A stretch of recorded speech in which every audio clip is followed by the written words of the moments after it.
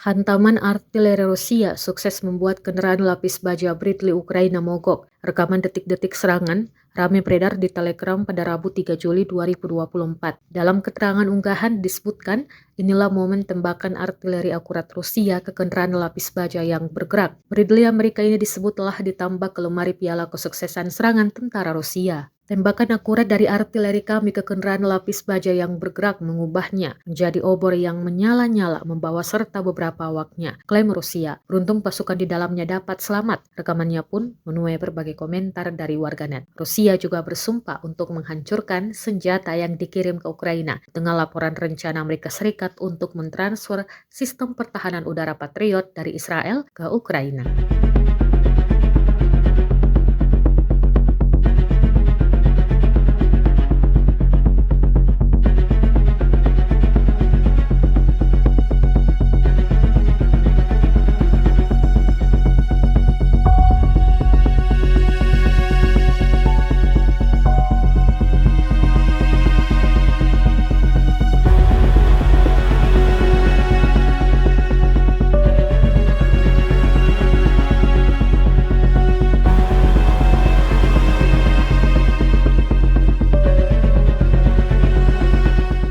Download Tribun X sekarang, menghadirkan lokal menjadi Indonesia.